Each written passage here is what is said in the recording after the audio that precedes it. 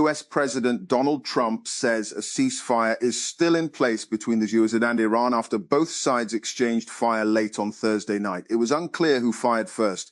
Iran's top military command alleged the US had targeted an Iranian oil tanker and another vessel approaching the Strait of Hormuz and carried out aerial attacks on several coastal areas.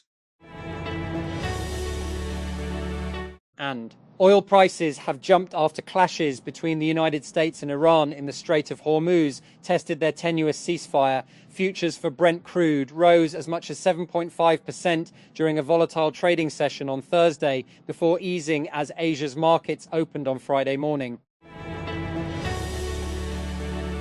New York. A federal judge on Wednesday released a document described as a suicide note purportedly written by the late Jeffrey Epstein and including the line, "It is a treat to be able to choose one's time to say goodbye." Epstein, the disgraced financier and accused sex trafficker, was found dead in his Manhattan jail cell in August 2019 in what was ruled a suicide.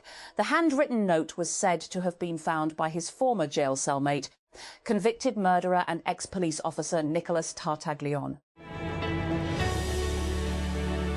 And Karachi, the State Bank of Pakistan, SBP foreign exchange rose by $23 million to 15,050 BN for the week ending April 30, announced the central bank on Thursday. The SBP has been heavily buying dollars to bolster its reserves and meet external payments. And expert notes adoption of renewable energy reaction to rising fuel prices. Panelist says after solarization, consumers not captive to grid anymore. Islamabad. Solarization shielded Pakistan from the energy crisis that engulfed the globe following the US-Israel's war on Iran, energy experts said, hoping that the ongoing crunch, described by one panelist as the Black Swan event, would spur a battery storage revolution in the country. And two men, including a British immigration officer, were found guilty in a London court on Thursday of spying on behalf of Hong Kong and ultimately China, targeting prominent pro-democracy dissidents now based in Britain. Chung Biu Bill Yuan, 65, and Chi Leung Peter Y, 40, who worked for the UK Border Force, were convicted of assisting a foreign intelligence service by carrying out surveillance on targets between December 2023 and May 2024. Australian police said on Friday they had charged two women linked to the Islamic State extremist group with slavery offences after they returned overnight from Syria, where they had been detained in a refugee camp for more than 7 years. The women, aged 53 and 31, face crimes against humanity charges, including owning and using a slave in Syria, which carry a maximum penalty of 25 years in prison. They were arrested at Melbourne Airport on Thursday upon their arrival. And stranded at an Iranian port for nearly 10 weeks, Indian seafarer Anish has unintentionally become a first-hand witness to the Iran war. Anish arrived in the Shat al-Arab waterway on a cargo ship days before United States President Donald Trump launched Operation Epic Fury on February 28. 3 Australian women with links to the Islamic State IS group have been formally charged after returning home from Syria. Kausa Abbas, 53, and her daughter Zainab Ahmed, 31, will appear at Melbourne Magistrates Court on Friday, less than 24 hours after they were arrested at Melbourne Airport. And investors could not get enough of Ramp throughout 2025, and it looks like 2026 could be another banner year of fundraising for the corporate spend management startup. The company is in talks to raise another $750 million at a pre-money valuation of more than $40 billion, sources tell the Wall Street Journal. The deal is not yet final, though, so terms could change. Ramp declined to comment. Real Madrid's simmering tensions have spilled over, with Federico Valverde and Frenchman Aurelien Tchouameni involved in a dressing room fight, which resulted in the Uruguayan being taken to hospital with a cut head, several club sources have said. Real later confirmed that team captain Valverde, who was subsequently discharged, sustained a head injury and will be sidelined for up to 2 weeks. And Barcelona and Real Madrid will contest the 264th El Clasico when the Spanish giants come together in a La Liga clash on Sunday. Rarely will there have been a more highly charged atmosphere, with a heavily demoralised Real arriving in the Catalan capital, facing the prospect of watching their fiercest rivals crowned champions on the day. OpenAI said Thursday that its API will now include a number of new voice intelligence features designed to help developers create apps that can talk, transcribe, and translate conversations with users. The company's new GPT Real-Time 2 is another voice model built to create a realistic vocal simulation that can converse with users. However, unlike its predecessor, GPT Real-Time 1, this one is built with GPT-5 class reasoning that OpenAI says was created to deal with more complicated requests from users. The Iranian military has said it retaliated against United States Navy ships after US forces targeted an oil tanker in Iran's territorial waters, a major escalation that puts further strain on the fragile truce between Washington and Tehran.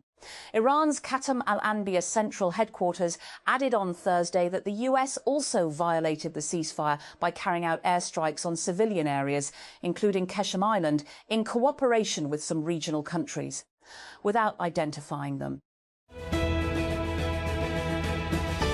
Tennessee's Republican-dominated state legislature and governor have approved a new congressional map ahead of the U.S. midterms, carving up the state's only black majority district. The approval on Thursday culminated the latest push in states across the country to redistrict ahead of the U.S. midterms in November, which will determine which party controls the U.S. House of Representatives and Senate. The United States Trade Court has ruled against President Donald Trump's latest 10% global tariffs, finding that across-the-board tariffs were not justified under a 1970s trade law. The US Court of International Trade ruled on Thursday in favour of small businesses that challenged the tariffs, which took effect on February 24. The ruling was 2-1, with one judge saying it was premature to grant victory to the small business plaintiffs. And Disney senior executives could potentially combine Disney Plus with other apps like Disneyland Resort and Disney Cruise Line Navigator to make one unified app, according to a report from Bloomberg. Sources said these discussions were at an early stage, but that they are referring to this as a super app internally. And Kodiak AI stock tumbled 37% in after hours, trading Thursday after the self-driving truck startup disclosed it raised $100 million by selling shares at a steep discount, a sign that investors were willing to back the company, but not at its current market price. And the company sold shares at $6.50 each, well below its closing price of $9.10, according to a filing with the Securities and Exchange Commission (SEC). And the raise also included warrants, instruments that give investors the right to buy additional shares, later a set price, in this case as low as $6. The United States has imposed a host of new sanctions related to Cuba amid a months-long pressure campaign against the island nation. The sanctions on Thursday were announced hours after United Nations experts decried Washington's effective fuel blockade of the island as tantamount to energy starvation. Warning. This story contains descriptions of sexual assault that some readers may find disturbing. Palestinians who were detained in Israeli prisons have revealed how they suffered dehumanizing treatment by guards and soldiers, including torture and sexual violence.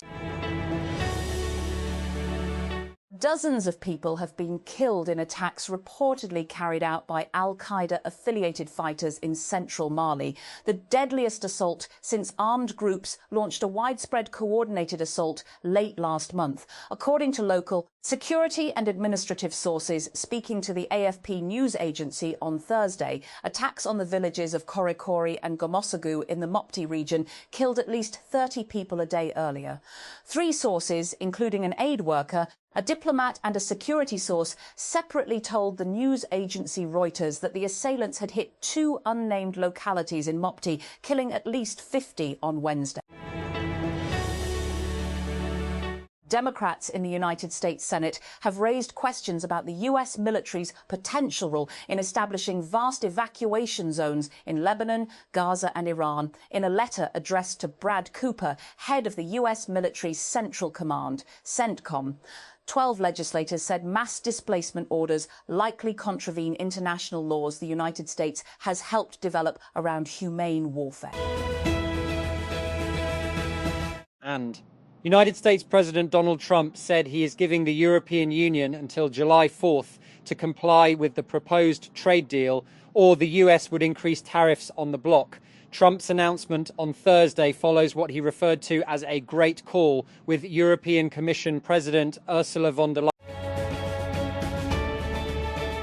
And the National Highway Traffic Safety Administration, NHTSA, said Tuesday that the later released 2026 Tesla Model Y is the first vehicle to meet the agency's new benchmark for advanced driver assistance systems.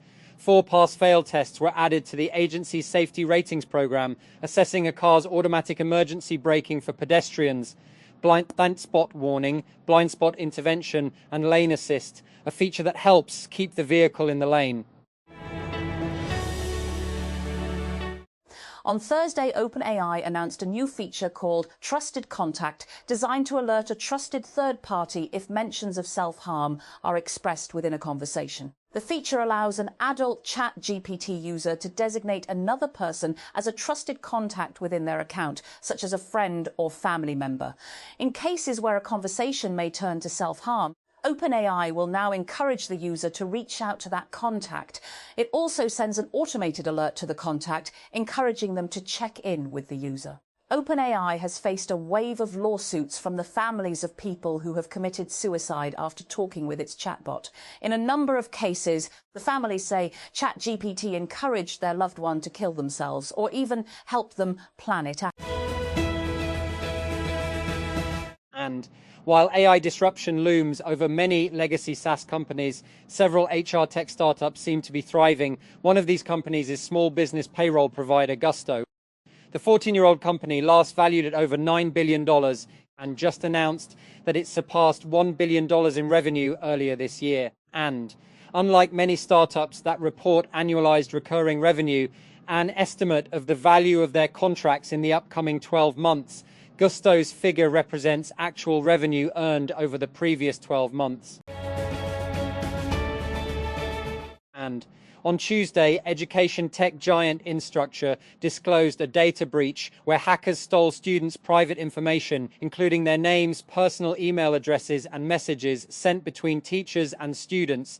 Now it appears hackers were able to compromise Instructure again, this time defacing several schools' login pages to the company's platform Canvas, which allows schools to manage coursework and assignments and communicate with students. Swedish startup Pit may have gained notice for some rage-bait social media posts, but it has also become another Stockholm AI startup to watch. Pit is led by the co-founders of European scooter giant Voi, including Voi's CEO Fredrik Hjelm. He is joined by former iZettle and Klarna engineers, and it is now backed by a 16Z, which is leading the startup's $16 million seed round. Stockholm, also home to Lovable, is one of the places where A16Z has been actively looking for the next European unicorn. China is emerging as a major player in global diplomacy, including in the Middle East. In 2023, it helped re-establish diplomatic ties between Riyadh and Tehran. Gulf states are pushing a United Nations Security Council resolution that threatens Iran with sanctions and other measures if it does not halt attacks on ships in the Strait of Hormuz, stop imposing illegal tolls, and disclose the location of all mines to allow freedom of navigation. Speaking at the UN on Thursday, top diplomats from Qatar, Bahrain and the United Arab Emirates (UAE) stressed the importance of resuming pre-war traffic levels in the narrow waterway through which about a fifth of global energy exports pass in peacetime.